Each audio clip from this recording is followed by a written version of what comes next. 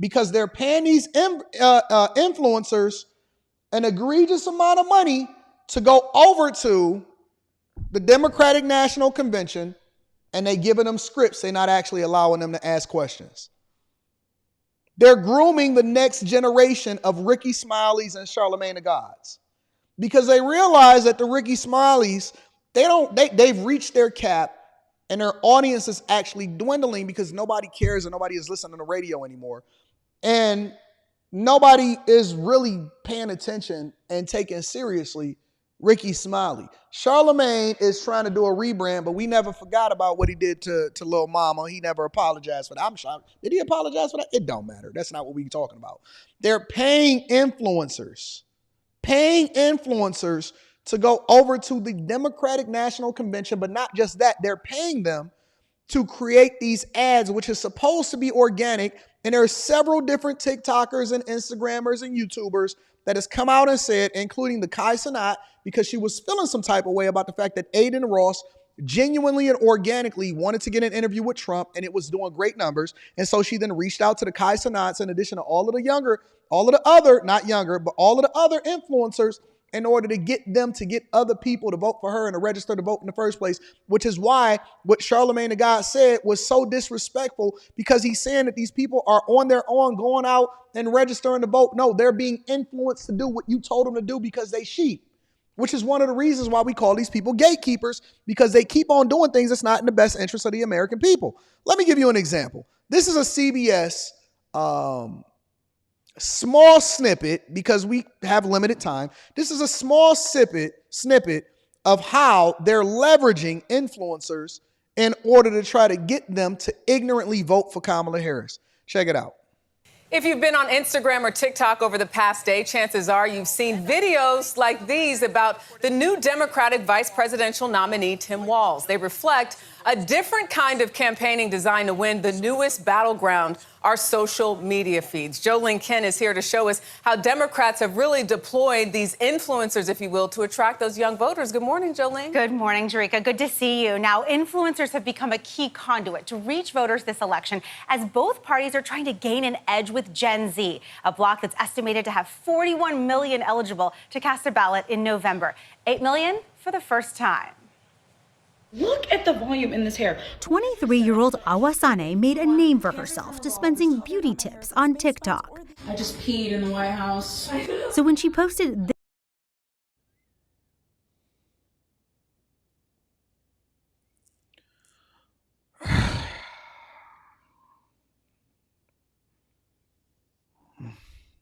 this video of her White House bathroom break, her 500,000 followers took notice. I was just shocked. I was like, did you guys see that marble? Sane, who met us in Houston, was one of a few dozen influencers invited to the White House to watch the State of the Union and meet President Biden. He said to us, the collective presence in this room has more viewership on Gen Z than all of traditional media combined. So here's my birth control vlog. And this is one of the reasons why the Ricky Smileys don't matter anymore, right? Nobody cares what Ricky Smiley says, because Ricky Smiley's influence is limited, because people like me that know who Ricky Smiley really is, we not checking for him and we not listening to him. And as a matter of fact, he's going to get more pushback than he's going to get love as a result of the things that he's saying. But then these people, and I'm going to give the Democratic Party their flowers. They're smart. I'm going to read those super chats shortly. Thank y'all for supporting the platform. They're smart. They're smart. You know who they go after? They go after the ignorant. They go after the people that they can pay that don't actually have a fully developed brain sometimes. They go after the people that they can pay that ultimately can influence how it is that you vote. So they're not going to ask the pertinent questions. They just happy to be in the room. You see what I'm saying? See, it's a difference between the older generation, some of y'all still that way, and the newer generation. And it's not their fault. You know why? Because they're getting paid. And the only thing they care about is their influence and being able to raise up their brand. But then at some point, they're going to get to the point in their life to where they actually care about how they're affecting people. And it's not just being an influencer. It's being a person that can give you real insight into how you can do things the right way. And that's the difference between an influencer and a creator. a creator actually cares to the point to where I'm affecting you in this way. This is important. I can't just take any old dollar in order to spill this for you. I can't just take anybody's money. I can't just, because I got to pay attention to how I'm going to feel and how I'm going to wake up in the morning and whether or not I'm going to leave this earth in a better place had I not been here. So everybody can't participate. Everybody can't go. You can't just take every sponsorship deal that they give you because it may not be aligned with what it is that you believe as far as what your people will actually support, right? So they tap into the most ignorant among us, ignorant not necessarily being a bad thing, but ignorant not meaning not knowing. They're impressed by Biden. They're impressed by standing in front of Biden and getting them on a video so that they can post it to their followers. For us that's seasoned, that don't mean nothing to us. It ain't gonna have the same impact. It's gonna take a little bit more convincing. Who? I don't even really like him. Nah, that goes against what it is that I believe in. I can't do that. I'm not really, listen, the only way that I'm willing to stand in front of him and meet him is if I can ask him some real questions. If y'all can't help me with that, then I don't want to have that conversation. I'm cool. I'm straight. And that's why I respect Kai Cenat so much. Because Kai Cenat said, listen, I'm bigger than them. I'm bigger than Kamala Harris. They need me. I don't need them. They need me. I don't need them. And so Kai Cenat says, I'm straight. I don't want Secret Service calling me. I don't want nobody around me. I don't want to sit here and go back and forth. It's some things that I'm just not willing to compromise on. Other things you can hold me accountable for, but for that, nah, I'm straight. It was this viral video she posted after the fall of Roe v. Wade Over the United States and my uterus? that initially caught the attention of a Democratic super PAC. On the right, Turning Point USA has mobilized influencers for years, raising nearly $200 million since 2020. You realize they're coming for you guys next. Now, Democratic organizations are flooding the creator community with cash and providing behind-the-scenes access. Oh, y'all thought that the money was only coming from YouTube? You thought that the money was coming from TikTok? You thought that the money was coming from Instagram?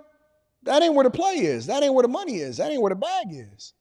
See, listen, they don't really make that much money on TikTok like that comparatively to what we really would call money. You know what I'm saying? They make enough. They get it. If they got a big enough following, if they followers are engaged, that's cool. The money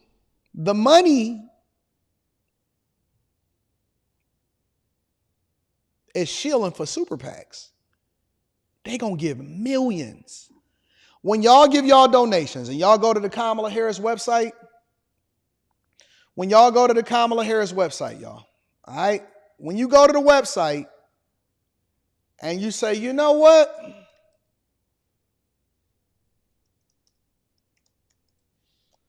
We want to go to Kamala Harris for president, and the first thing that pops up is this. That's where your money going. It's going to them.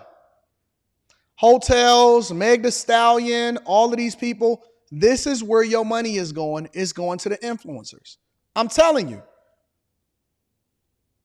Come with me to meet the President of the United States. We just have to be working with them. And if we're not, we're missing a huge way that voters He's are telling getting you information about the world. Rob Flaherty runs digital strategy, previously in the Biden White House and now for the Harris campaign.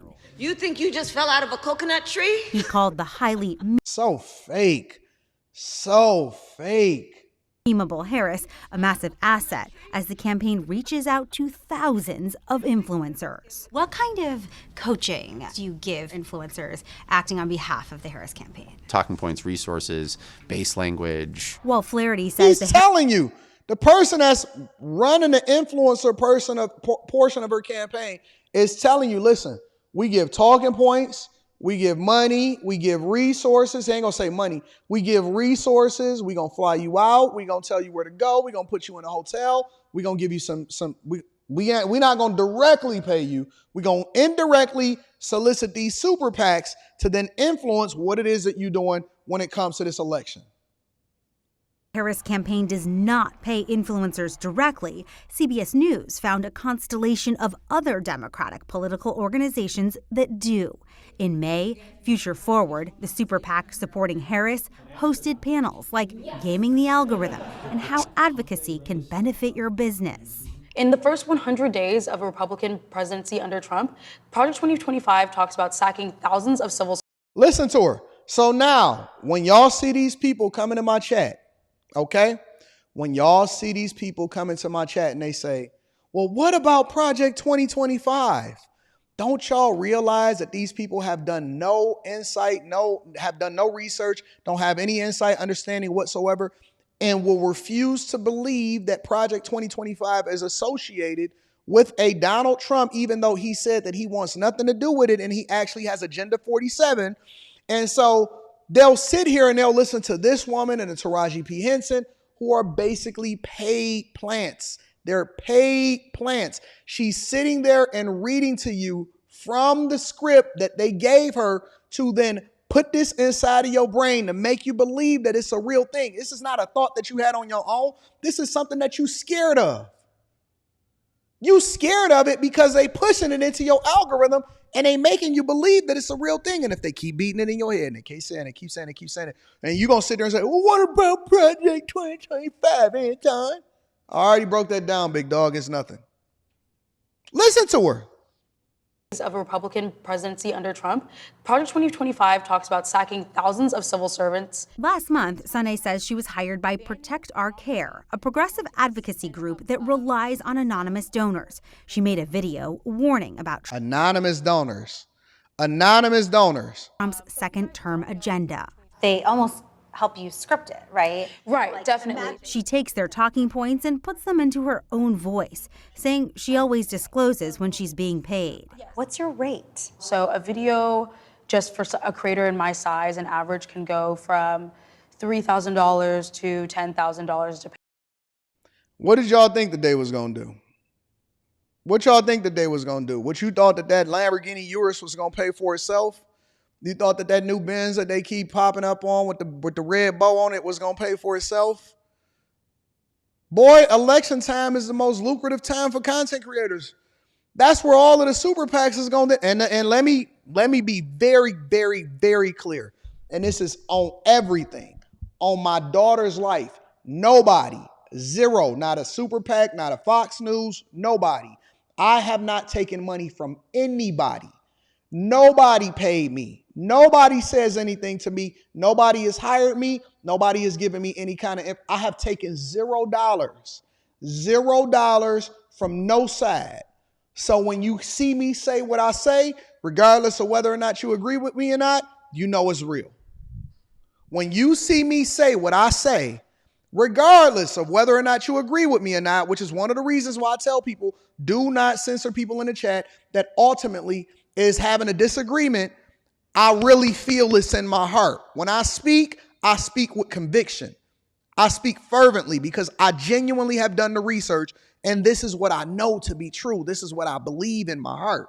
I have taken $0, not one penny from anybody that is influencing me to tell you anything outside of make sure you get that T-Chain 40% off your first order plus 20% off for life. Outside of that, because I want your skin to be beautiful, I haven't taken a dime, not one dime from anybody anywhere.